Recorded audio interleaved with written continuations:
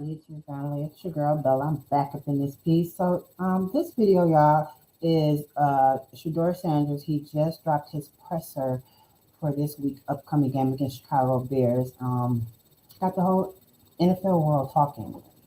Got trust issues with Cleveland Browns, uncertainty about his future, and the ongoing drama with the Cleveland media, y'all. So today I'm going to break it all down, the disrespect, the narratives, the fake analysts, and why the culture is not falling for it. I'm going to also show interview after, I think it was after the game for the Titans. He did another interview. So I'm going to show you that. And I'm going to also do another video of a reaction from a YouTuber. I got to get it out on the platform because he asked us to. And it's the Cleveland media just still trying to downplay his performance, even after firing the Titans. So tap in, stay lit, and don't forget to like, comment, and share, and subscribe, y'all. Please. Let's get into it.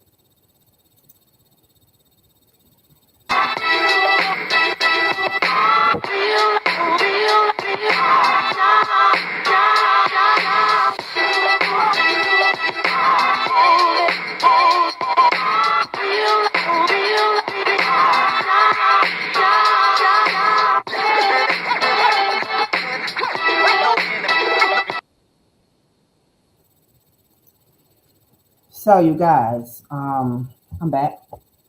This is where we're going to talk sports, culture. We talk about everything here, the realness, because they hate to see us stand on business. And listen, Shedeur Sanders' presser that I'm just about to show you, I watched it, but I'm going to also watch it with you guys because I want to watch it again. And it just really got me sitting here like, he is really telling the truth today, y'all. Shedeur was being very transparent. He's talking trust issues with the Browns. He's talking the media disrespect. We're talking about folks who never believed and suddenly trying to switch sides. But it's okay. Grab your snack. Grab your sage because we need sage, y'all. And we got to do whatever we got to do. So let's go ahead and get into it.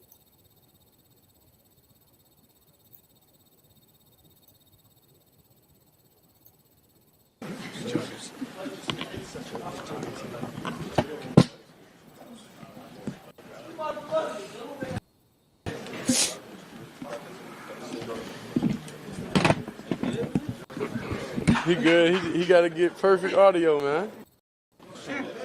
No rush, no rush. So I just want to remind you guys, this is off of a monster game against the Titans. He had poise, accuracy, leadership, everything they claim he didn't have. He showcased it on national TV just this Sunday. And yet, y'all, he still feels this way. Okay?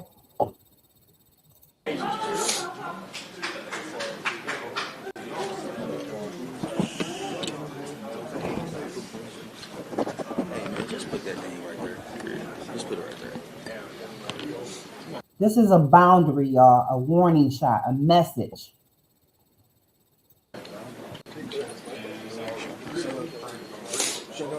Jeffrey Simmons after the game. Yeah. Saying, this is his team now. He's going to be a star in this league. Only 3 stars sound good. What does that mean to you? Your mortgage company has a playbook. Be vulnerable. Here's what they don't want you to know. Step 1. He's got to earn that respect already from the league. Well, no, Jeffrey Simmons, he's a great player, of course, and he bring that energy in the game, and I respect him, of course, going into the game, and even after the game and everything, that he's the competitor he is, and I was just excited, to have that experience to be able to play against him, one of the best. Kevin officially announced that you're going to get to start in 4 games. Obviously, you're talking about how you think of this opportunity. This is not like a real audition. You should be QB entering the 2026 season, and maybe the team should consider doing things right. Yeah, that's a long, deep thought.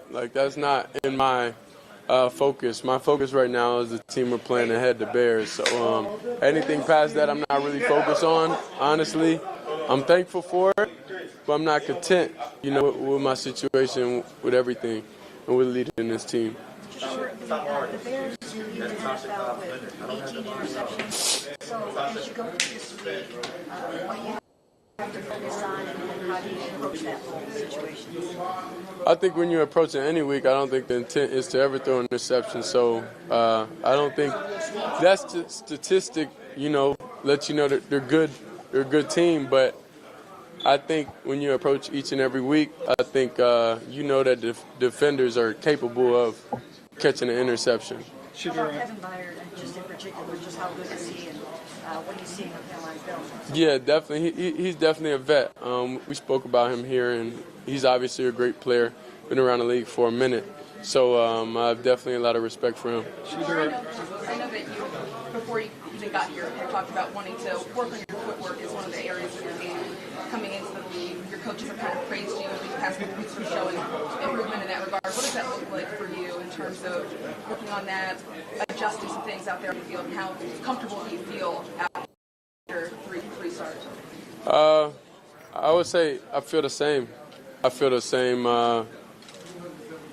since I first got here. It's definitely mentally, it's ups and downs, it's different things, but I'll say consistently the same. I tend to stay and feel the same. In college and now, I think footwork and I think all that ties into a lot. That ties into trust. That ties into knowing where you guys are going to be. That ties into everything. So that's where you see the improvement, because that we had that leap of faith, this past week, with knowing that the receivers are going to be in the right places, looking everybody in the eyes saying, I'm going to be there, I got you, building that foundation, building that trust. So when everything, when I trust, then you get the best out of me. You get what I'm saying? It's hard for me as a player to not trust things and play my best. So I'm just thankful that we built those relationships that quickly within the receiver room and within the team and within the O-line and everything.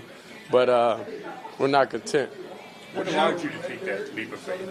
God did.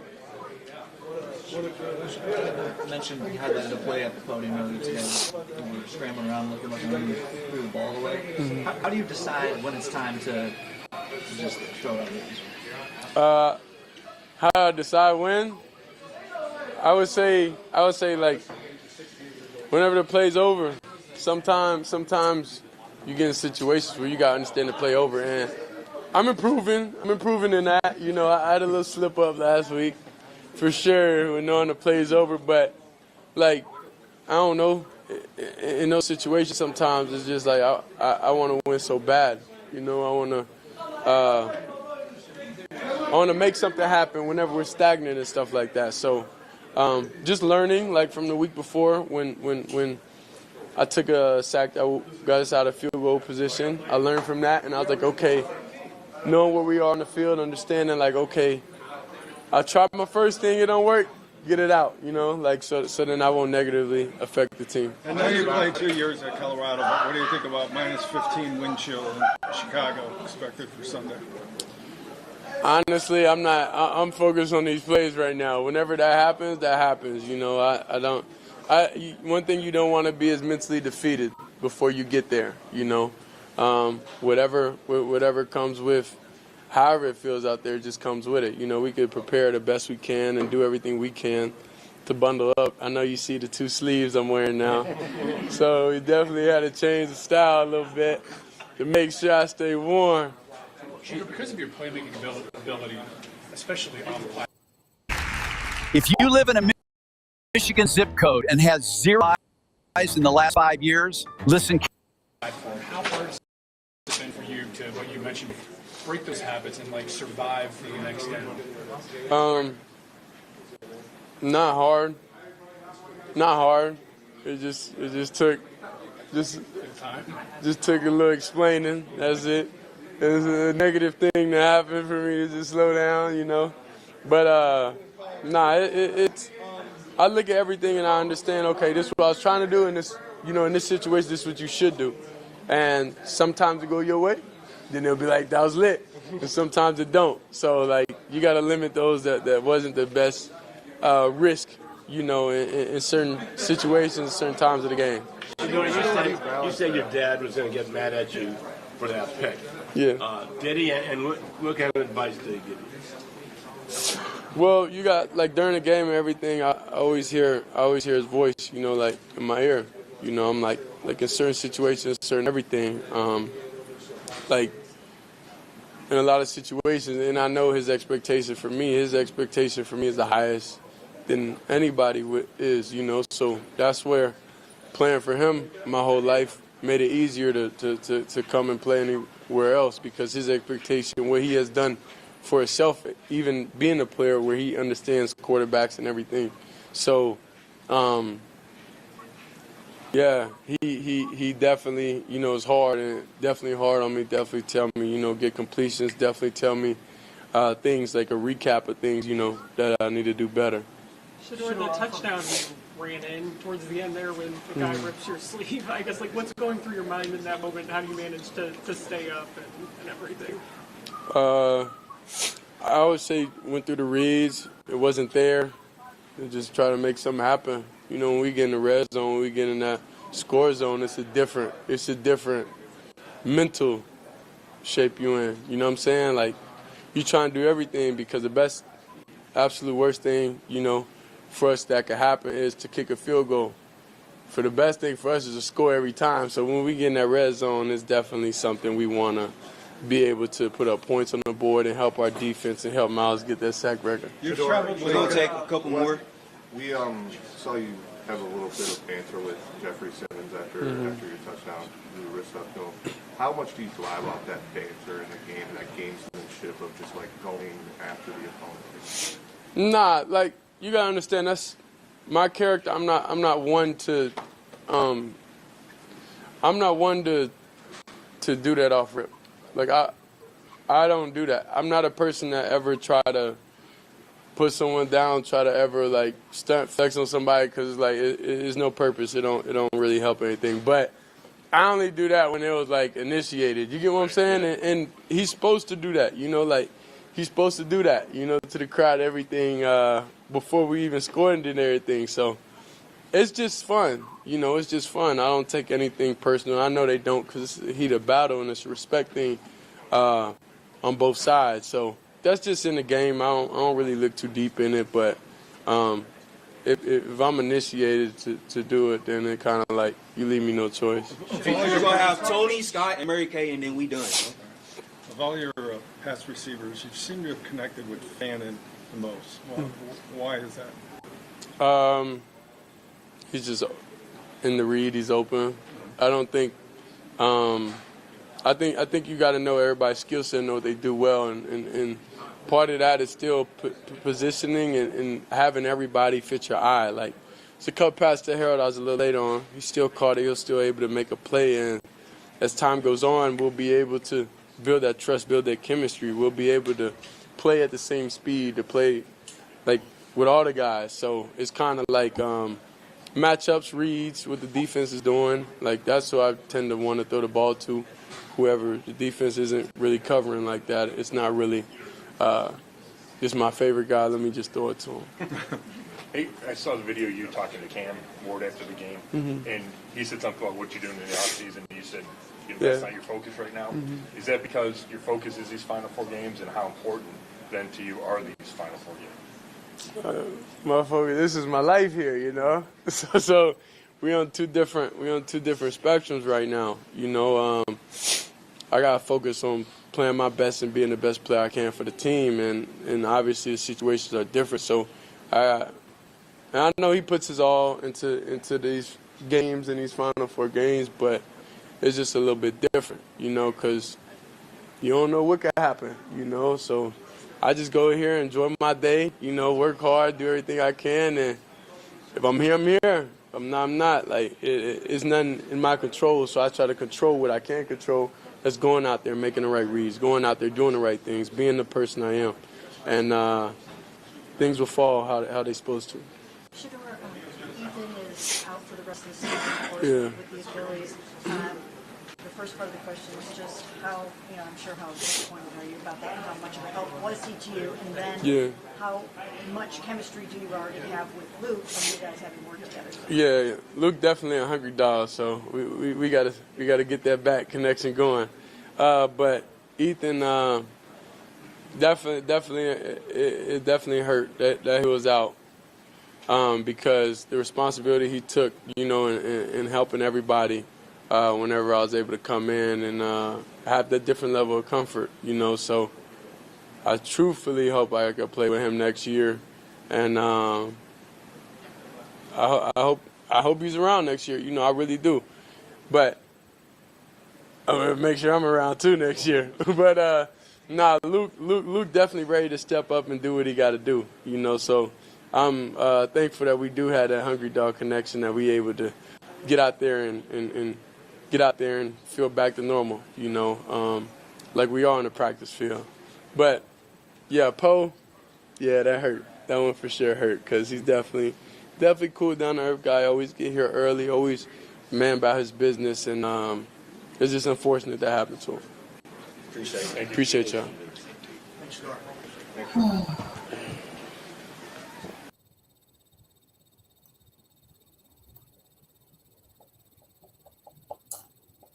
Yeah. All right, let's talk about it. I mean, I don't know. I have a chill going through my body, because it's just like with all that pressure, right? It's like it just feel like it's never going to stop, right? And when Shedeur says, "If I'm here next year, I'm here, and if I'm not, I'm not," yeah.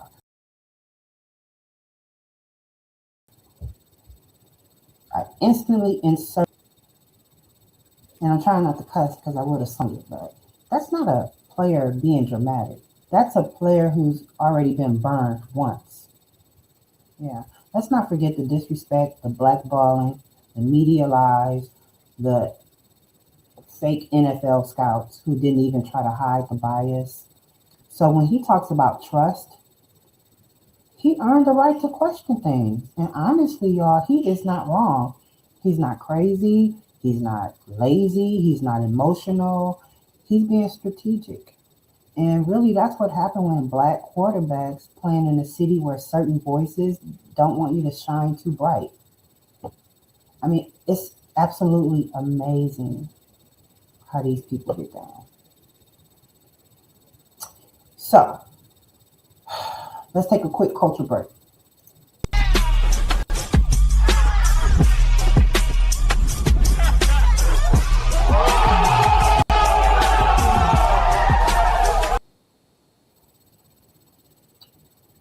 All right, y'all. So this interview, let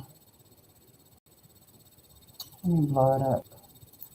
So this interview happened after the game. It's on the Cleveland Browns Daily, ESPN. This would be my first time watching this. I did watch the beginning, but I stopped it. And I want to get into the real spicy part, the Cleveland media. Now, besides this interview, why is it every time Shedeur excels, these folks try to police the celebration? Why is it that they just can't say good job? Why is that? Why is it so hard for these people to say good job? I'm happy that you are a part of the Cleveland Browns, and just go along with what is happening. Why is it always, they're trying to police us? They're telling Shedeur fans, don't overreact. Just relax. It was the Titans. It's just one gaslight after the next. And I'm going to say to the Cleveland media, please stop playing with us. Because when other quarterbacks sliced up the Titans, it's suddenly MVP type performance. But let Shedeur do it, and now we're being too excited. The entitlement is wild, and the bias is loud. And you got some black media folks in Cleveland, which I'm going to do a separate video about because I have to, because we're the new media. And we're not with all that fakeness. I'm not going to name any names now, but I'm going to name it in the next video. But we see y'all too. The ones who never believed, who tried to downplay all season, but now you want to click off his name. And that's the part that's embarrassing. You don't stand on nothing. But us real fans, we see through you. So anyway, let's go ahead and watch Shedeur in this interview. Should be a little bit better, hopefully. And I'll be back. Browns Daily, brought to you by Ballybet, official sports betting partner of your Cleveland Browns. Very happy now to be joined by the starting quarterback of your Cleveland Browns, Shedeur Sanders. And Shedeur, what did that mean to you when you got the news that you are the starting quarterback of this team the rest of this season? Oh, I was just focused on next game.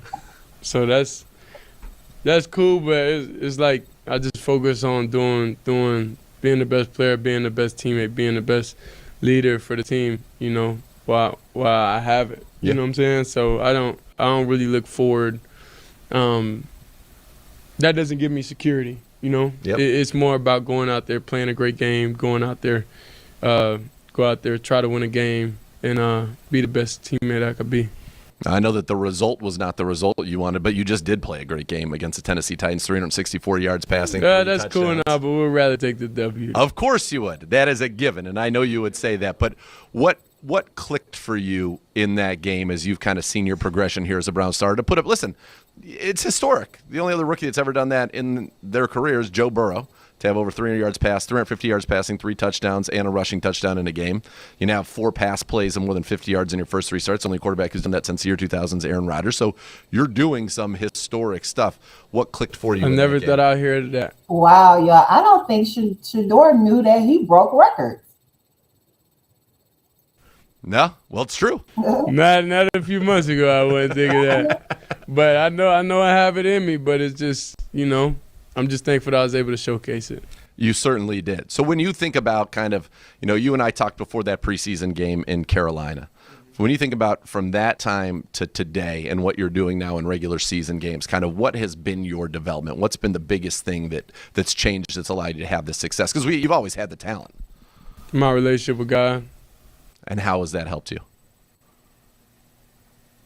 Kept me going, kept me sane, kept me able to throw it as hard as you want. Go on. Watching it zip away feels like it might just keep going, right? Nope.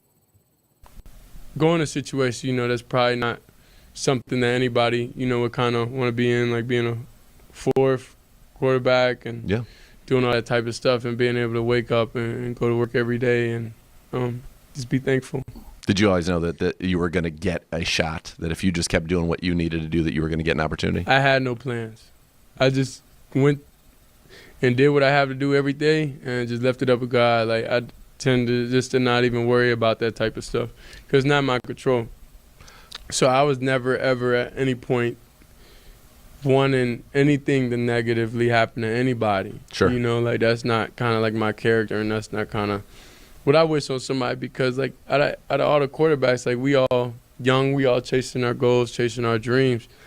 So it's like to have some type of spite that somebody else is in a position that you're not in, you know, I don't think that's a good thing. Right. So that's when, you know, when mentally I got in that place and have that type of understanding that be there and support everybody, you know, and if you get out there and you're able to do your thing, but while you're not, you know, never have any negativity, never have any hate in your heart, never feel any different type of way. When you think about, you know, kind of that first week when you were going to get your first start to now, what's kind of been is it much more comfortable? You've talked so much about trust and being on the same page, and now that you've had, you know, basically a month's worth of reps, are we seeing that start to come? Because, you know, you and Jerry, for example, you talked about that with Jerry Jeudy, and then boom, you guys hit that 6-yard. That's one of the most beautiful plays you'll see in the NFL this season. It's It's just faith and trust. I don't think we have enough time to know what we're thinking in every situation. Right. That's what that's how I play. That's how I thrive. That's how and Colorado was able to do, and Jackson State be able to put up the numbers, and because each and every receiver, I was able to really get in their mind and understand them every thought on the field. So whenever you don't really have that, and that's fine, like I would never be one to complain about that because everything happens for a reason, right? And it takes time, but you got to approach the game a little different. You know, you can't approach the game how you've been approaching it, you know, your whole life, because it's not the ideal situation for your whole life.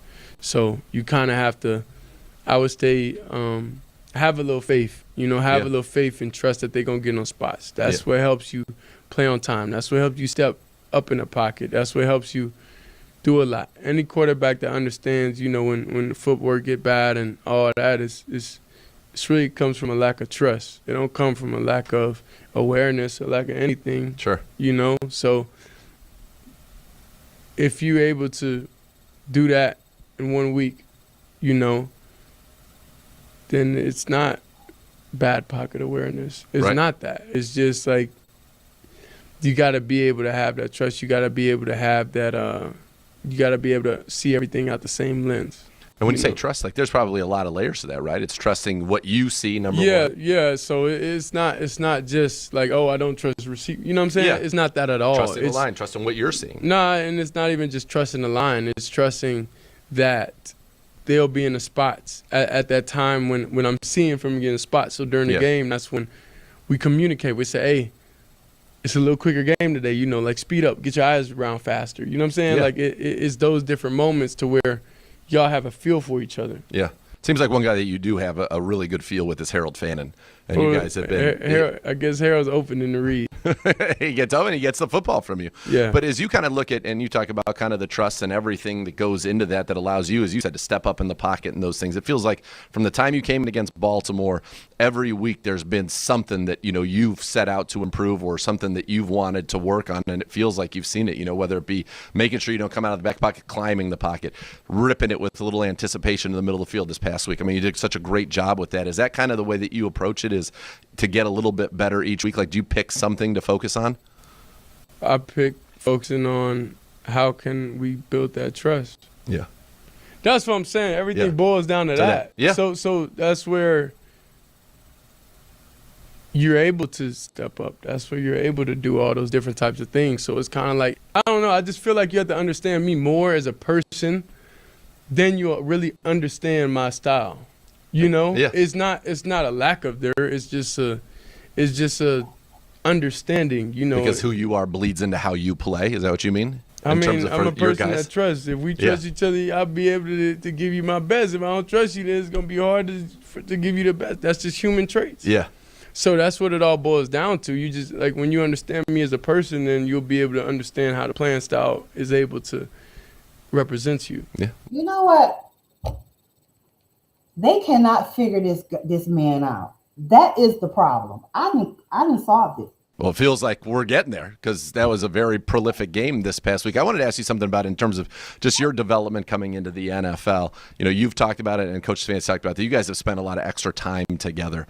What are you trying to accomplish in those sessions, or what are those sessions about, and how has that helped you get to where you are now? I would definitely say that being able to ask the questions that I need to ask the questions, because I have a lot of questions, you know what I'm saying? Because I hear if somebody says, do this, then it's like explain. Yeah. So I could have because I feel like in words and communication, a lot of they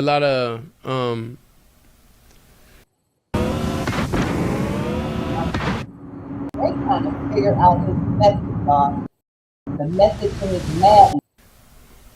A lot of words, if you say a sentence or you see a picture, basically, and we're looking at the same picture, we can see two different things. 100%. So if we read the same sentence, we could think two different things. So to have a deeper level of understanding for exactly what you're saying, that's when I'm able to ask those different type of questions. Yeah, and get you the answer so that you can... So I could have a better understanding of exactly what what you're looking for. Because there's a lot in this league, right? It's not just there's a lot of why, because if you can understand the why, then you understand exactly what you're trying to accomplish, whether it be a certain concept or a certain play call, you can understand. Then that allows you to execute it better, I'd imagine. That's good stuff. All right, next few games, you're going against teams that are playing for their playoff lives. Chicago, Buffalo, Pittsburgh. I know you're focused on just on Chicago, but is that an exciting challenge for you to be able to take? That's a next step, right, to go against these teams that they're playing meaningful football in December. This is meaningful football for you to be able to put something like that on a bigger stage. I think any game is meaningful. Absolutely. It's the NFL. Yeah, so they're all meaningful. That doesn't add any extra motivation. Yeah. Yeah, that doesn't add any extra motivation. It's just like I'm thankful to be able to play, and I'm motivated by being able to have an opportunity to go out there and play. So whoever the opponent is, it could be Satan himself, and I'll be out there ready to go. What is it? Yeah, There's no extra motivation when it come to anything. It's just like I'm just thankful to be able to out there. Thankful that God gave me a different lens to see out of. Thankful that I have a different viewpoint of a lot of things. All right, we'll get you out of here on this one. What does it mean to have the support that you have from the fans of this organization, really fans of football around the world? I had a buddy who flew in from Australia. This is true.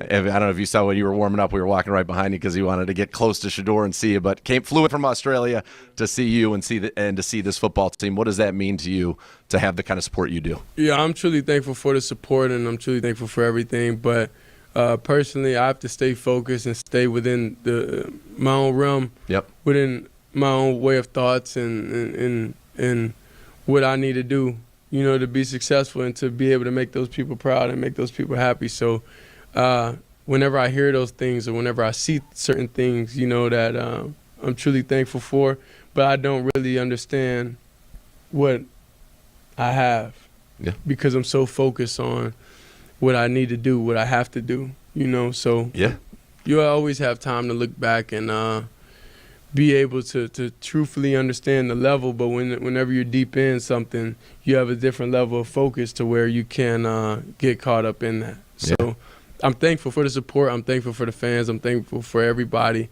that believes in me also, and that believes in the team. So, and this organization. So I'm just got to do what I got to do, to make sure y'all proud. Shedeur, thank you. We're thankful for you. Keep it going. Let's get some wins down the stretch. Appreciate the time. Thank you. Hey, they cannot figure nephew out. He gave them absolutely nothing. You heard me? See, this is the energy that I'm talking about. This energy, that energy. They want to pick his brain. They want to understand the genius behind his quarterbacking, y'all. They smiling in his face while twisting the knife. It's that is crazy, y'all. That is crazy. I am serious. Like, wow. Man. That is wild. That is wild.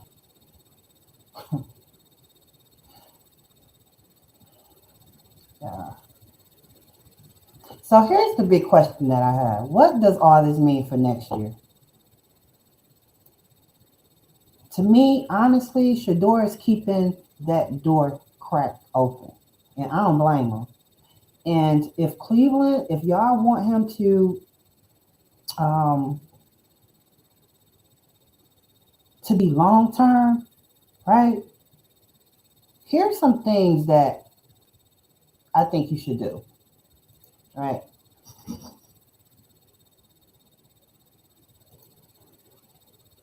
Where am I? The first thing I think you should do is respect him. That's number one. Where am I? Okay. The second thing you should do is protect him. Support him and stop letting your Cleveland media smear campaigns that go unchecked. And the last thing you should do is pay him. because players don't forget this stuff. And I know y'all heard the pain in his voice. Families don't forget this stuff. I know y'all think the pain on Coach Prime's face. And the culture, we definitely don't forget this stuff. And we the ones who gonna let them know because they can't say what we can say, which is the importance of this platform and every other Black podcast platform that has all of a sudden came, because we had to, y'all, because they were getting ate up in the media and they had a narrative, and a lot of us are fighting for Black culture, Black fatherhood, Black this, Black that. So that's why y'all should subscribe to me and pass me along so that I could get this message out. But y'all, that's my breakdown for today. Drop your thoughts in the comments. Do you think Shedeur stays with the Browns next season? I want him to get out of Cleveland. Do you think the media is ever going to give him the respect he deserves? And how did this presser hit you? Make sure you like, comment, subscribe, and share this with somebody who needs to understand why we ride so hard for Shedeur and the Sanders family. This is Black Culture is Lit. I'm Bella, and baby, we always gonna tell the truth over here. So I'll see you on the next one. Peace.